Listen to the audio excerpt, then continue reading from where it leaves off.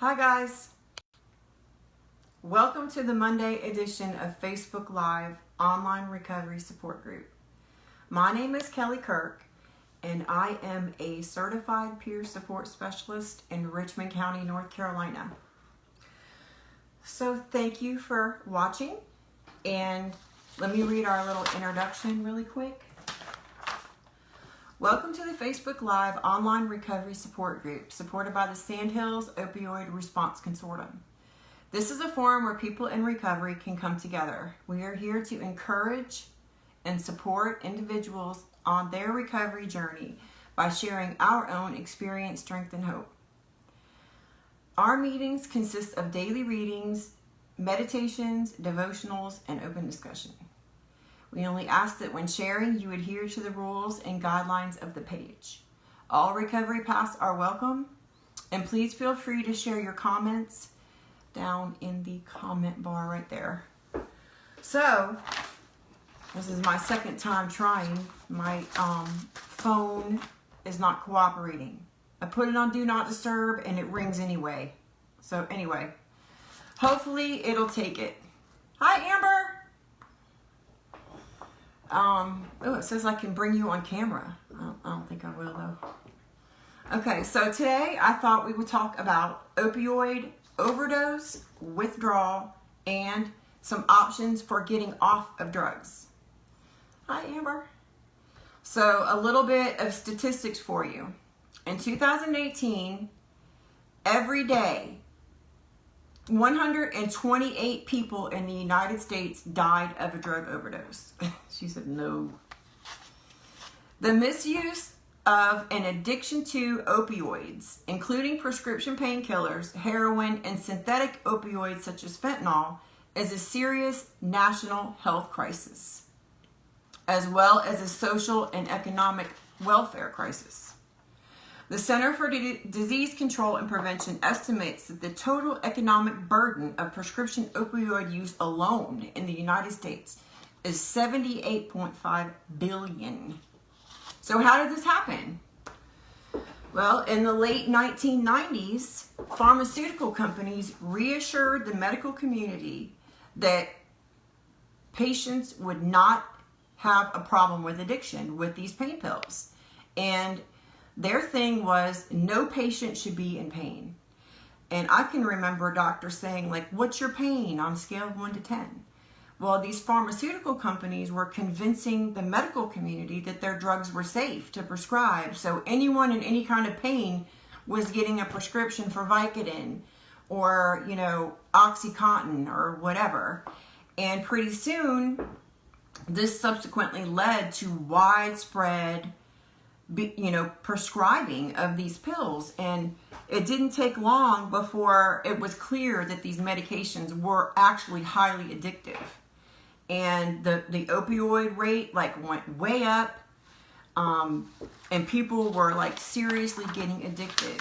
And what ended up happening is, more recently, doctors have learned now that these things are very addictive. A lot of cities and towns and states are suing these drug manufacturers, and so as a result of all that, people aren't getting the prescriptions like they used to, so they're switching to heroin, which is basically the same effect, but you can get it for much cheaper than trying to buy pain pills off the street. So now we've got all these people on heroin, and now you've introduced this whole fentanyl thing, which is like this cheap drug that you can get from other countries, and you can use it to cut it into all different kinds of stuff. They're pressing it into pills, they're cutting it into cocaine and heroin, and people are dying all over the place. So the bottom line is that there are a ton of addicted people walking around out there, and a lot of us have family members that are on drugs, and we love them to death and we want them to stop, but they need that one thing, that one thing is required, which is the desire to stop. And you can't bribe them, you can't convince them, you can't threaten them or force them to stop. They have to want it. And I know one thing that I have seen work is if you sit down with someone that's addicted and write out, talk with them, have a heart-to-heart, and get them to write down the pros and cons of their drug use. What are the reasons why, what are the good things about me using, and then what are the bad things about me using? And a lot of times something like that will help them have that epiphany or that moment of clarity where they're like, oh my God, this has really become an issue, and sometimes that can kind of lead them to that moment of where they are ready. But, they gotta want it. So one of the reasons why it's so hard to stop using opioids is that when you take opioids, they attach to receptors, not just in your brain, but in your spinal cord and in your gastrointestinal tract. So, you've got these chemicals in your bloodstream and they're binding to different things in your system. And, your body produces opioids on its own, but not enough to say, take away the pain of a broken leg and not enough to overdose on them. But you do produce like those feel-good feelings, dopamine and stuff like that. But when you start taking the opioids, your body kind of shrinks back from making all that because you're providing it through these chemicals, and so, when you take a lot of opioids, your body becomes desensitized to that, and it takes more and more for you to feel just that normal feeling, and it's not fun anymore, and you're not getting high. You want to still get high, but you cannot ever get high like you did that first time. And they call that like chasing the high, but so, over time your body needs more and more of the drugs to achieve the same effect. And it causes changes to the way that your brain works and the way that your receptors function. And, if you don't have them, if you run out or you try to stop, you become physically sick, and withdrawal symptoms are the body's physical response to the absence of the drug. So if you or someone wants to stop using drugs, the best thing to do first is to sit down and make a plan of how you're going to get yourself off the opioids. And the good news is you have options. And you can try to get off the drugs on your own, or you can get help doing that. If you're going to try and stop using on your own, the first thing you need to do is sit down, make a plan of how exactly you're going to do that, and have someone involved who you trust that can help you. And, you can do this one of two ways. The first way is to just go cold turkey. Going cold turkey is going to be pretty rough though. And you will struggle with withdrawal symptoms physically and mentally. If you are withdrawing from opioids, it is not fun. I can tell you from personal experience. The first thing that happens, say you're taking pills, you take your last pill. By the next morning, at least for me, you start feeling like you have the flu. And for me, it always started with like yawning and my eyes would be really watery. Then your body starts to feel like you have the flu and it starts to ache and cramp and you get chills and cold sweats and it just gets worse and worse and you're weak, you can't eat, you can't sleep. You get diarrhea, you got headaches, nausea. You just feel like you're gonna die, and you just have these deep aches like in your joints, and you just like sitting there shivering, and just it's horrible. But and you have to be careful too, because your blood pressure drops and stuff, and if you start feeling like really bad, you probably need to go to the hospital. But It usually eases up after about 72 hours, but it can last for up to a week. And that's why, you just need to plan on being in bed.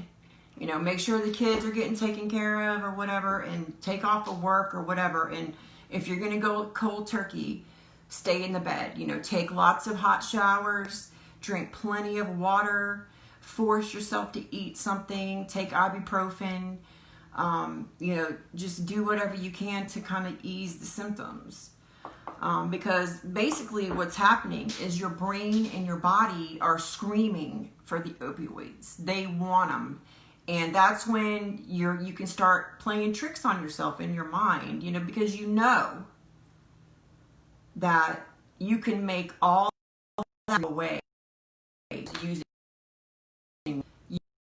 you do is make all yourself will be put, so that point for a lot you can and turn or you go and go. I say on it. The second general way of opioid for yourself.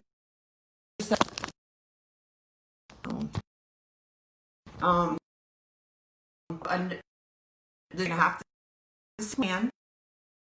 Some with you after came up with and say, I'm going to, have him and just have your side to have you're going.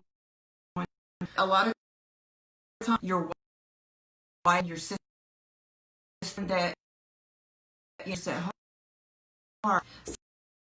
Sit in a depend dose or whatever you figure out what you do. Have a few you may some more and then work your step down like you would mix and look until you're a example 3-4 hills then go down to 3 and then after 2 1 half a quarter even go slow but your system these steps getting used less stepping smart ways if you're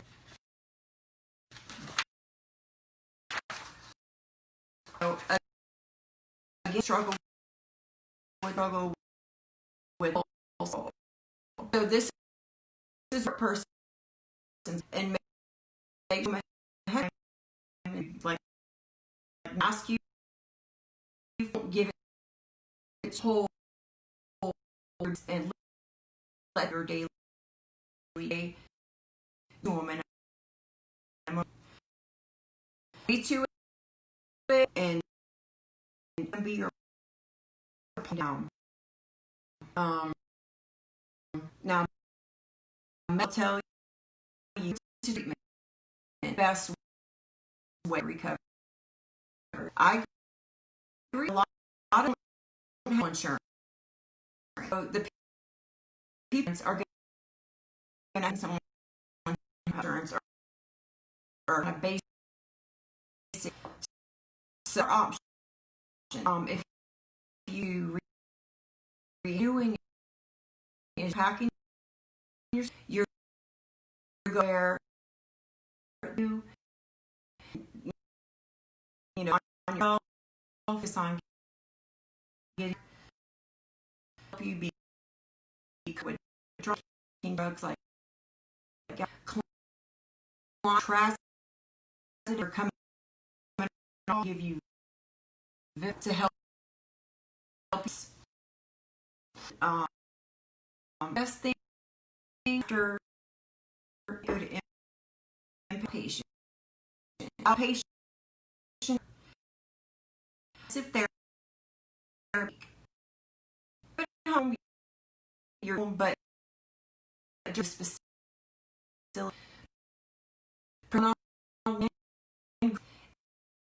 and working on your out at hand comes a drug feeling how to go about ways or it is building and using drugs and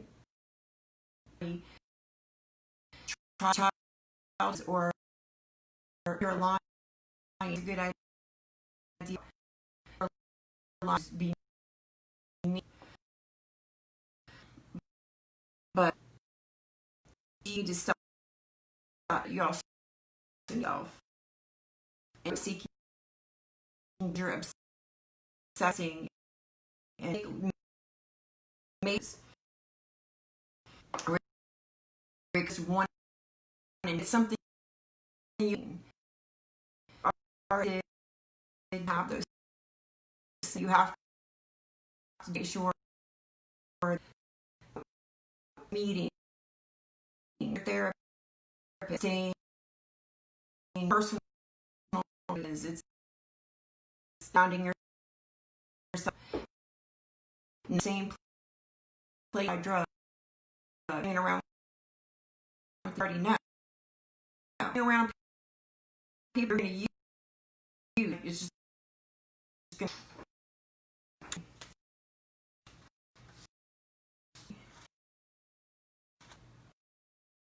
many people that seeing stop is difficult even after decision still will miss about drugging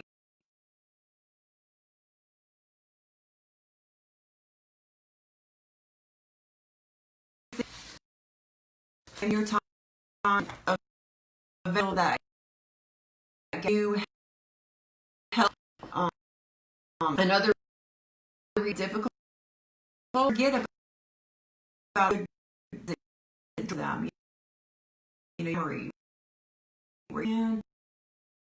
who good forget about that right consequences so this that I con refrigerator why and why go take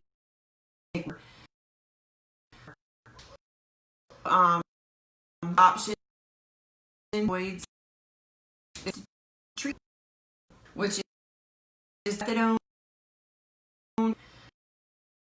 do not several reasons method you will and on method and single day I mean you get once a week every month single and us increase and I do you're you know and you got all that I don't personally method line for that I think that is an option until you for a great to get off and only long you take pain pills and then you go you don't need to you do not opioid heroin every day and not as to get lives this is more every day 24/7 users and the two parts is safe opioid and with agent zone. What that is blocks fake opioid Vivoxin offers me a that blocker is getting him death. So that's like a grant. Being oxen, you know, decrease as you say on it. It does high. Decrease dose. Oxen, clear head. Clearly, you normal, and it's all the rooms. It's the obsessed, and it'll get your order. If you're a single day user, you got a lot of problems. You maybe lost your job, you live, your kids your parents might not be speaking. When you get on feel good, not harmful. Focus on your job. You know, your family chance to help. Once you get in habit of your new and improved, you can think of weaning off, but advance to get everything when your life is ready for you. Last one over is options. And you may want to go like cooks and some,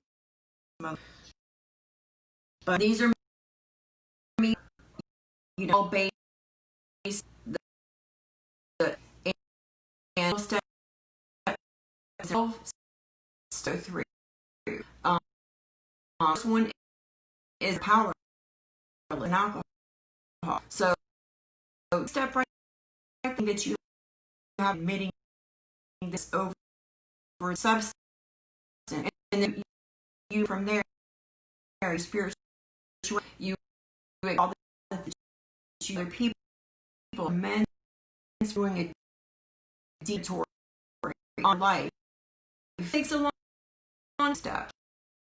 It's almost you have on when you have every folks and they should, and you know you, and we have a it's every time that's kind of wide and two things is that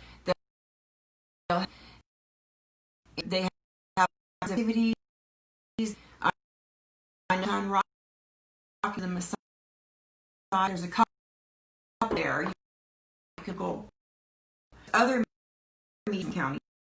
You can find them. That's a good way. It's like a light really program, but ways options not going to work for us. Are a lot of the sooner makes it do it. It doesn't. It only get. If you need help, if there's anything anybody sends to me,